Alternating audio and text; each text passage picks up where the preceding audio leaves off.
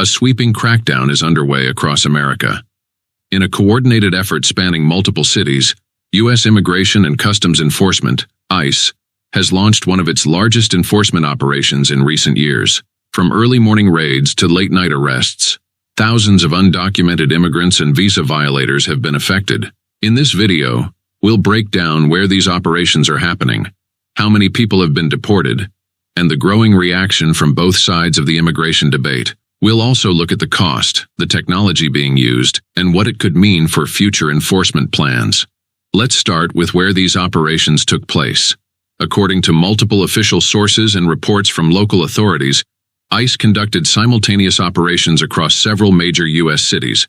These included Los Angeles, Chicago, New York City, Houston, Atlanta, and Miami, all known for having large immigrant populations. In each of these areas, ICE teams executed what they call targeted enforcement actions. That means they were not conducting random sweeps, but going after individuals already on their radar, often due to prior deportation orders, visa violations, or serious criminal records.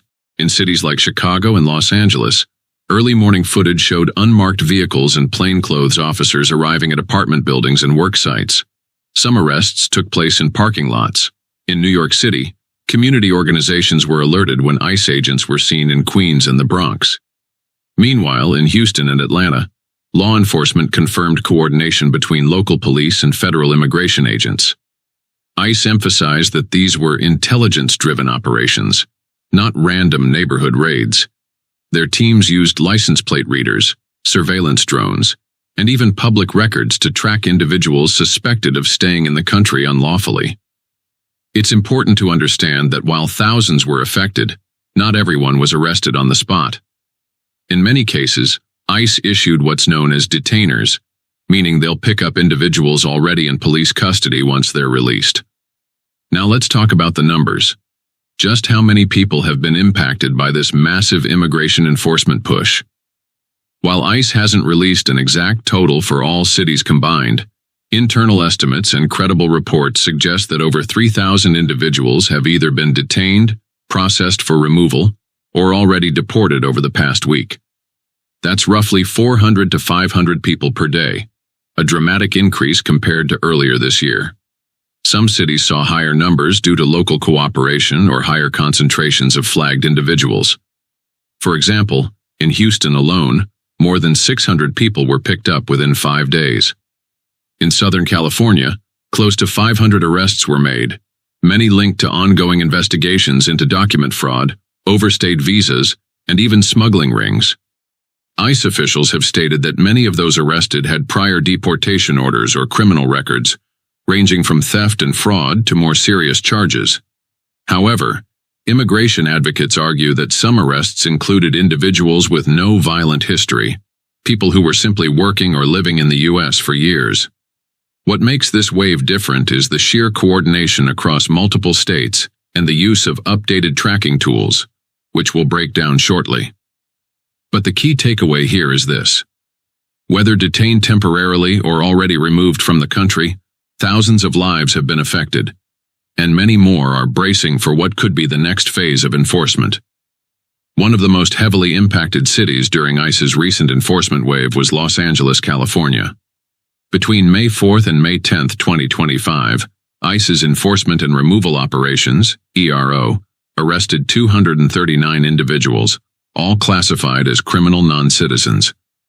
These individuals were identified for deportation due to serious charges, including manslaughter, weapons violations, and smuggling.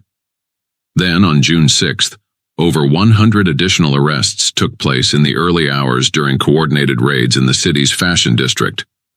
Officers targeted warehouses, storefronts, and apartment buildings, using tactical gear and even flashbang devices.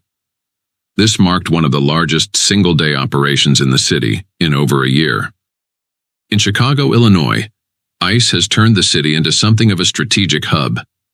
It played a central role in Operation Safeguard, which began in early 2025. Chicago was among the first 10 cities targeted in a nationwide effort that saw close to 1,000 arrests in just one day. While ICE hasn't released exact city-level data, Officials confirmed that Chicago contributed significantly to that number, partly because of a long-standing coordination structure involving over 150 agents per operation.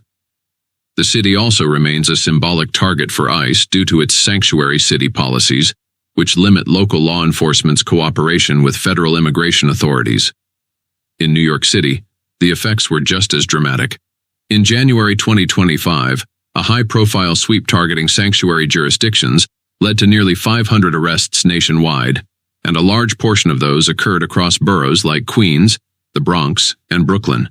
These raids focused on individuals with prior criminal convictions or deportation orders, with reports of agents operating both in residential neighborhoods and around transit hubs. Rights groups say many community members went into hiding or avoided public spaces for days following the arrests. Houston, Texas, saw a particularly high volume of enforcement activity in recent months. While ICE didn't publish precise figures for every week, estimates suggest that several hundred arrests have been made during both home visits and workplace raids. Houston has been a priority due to its growing undocumented population and ongoing concerns about illegal labor practices. Some of the operations here were also tied to housing safety checks, where migrants were found living in overcrowded, unsafe conditions. In Charlotte, North Carolina, ICE operations took a controversial turn. Agents began making arrests in sensitive locations such as courthouses, which had largely been off-limits under prior enforcement guidelines. Local attorneys and immigrant rights organizations reported a sharp increase in detentions during court appearances, raising alarms that due process is being compromised.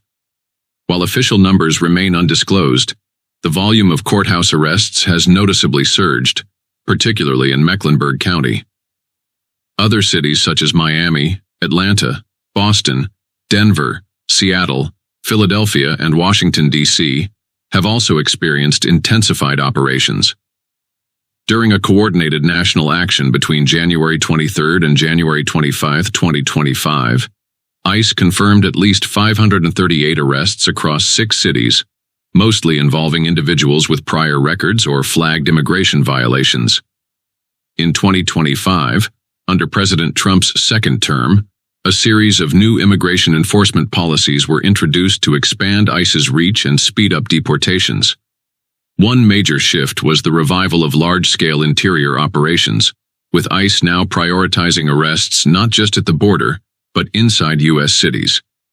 A key change includes the return of courthouse arrests, allowing ICE agents to detain individuals attending court, even for non-criminal matters. This move was previously restricted but has now been reauthorized under new enforcement guidelines. Another major directive is the expansion of expedited removal. Under this policy, anyone who cannot prove they've lived in the U.S. for at least 2 years may be deported immediately without a court hearing. This fast-track process was reintroduced to reduce court backlogs and speed up removals.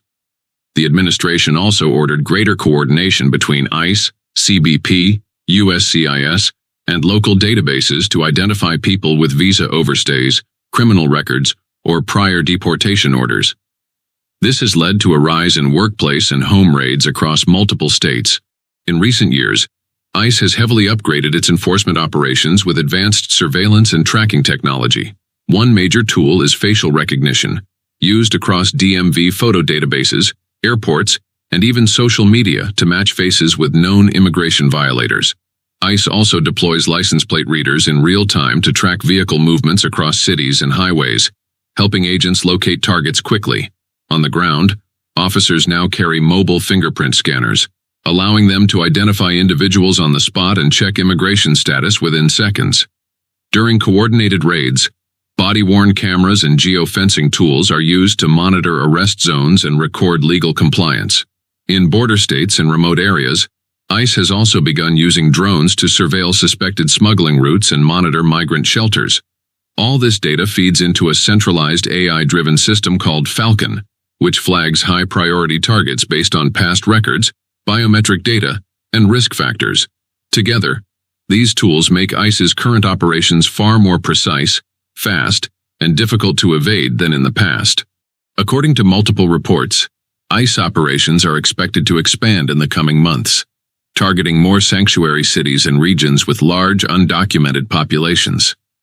Internal memos suggest that Operation Safeguard will enter its next phase this summer, with agents focusing not only on criminal records, but also on visa overstays and pending deportation orders, including many individuals who have lived in the U.S. for years.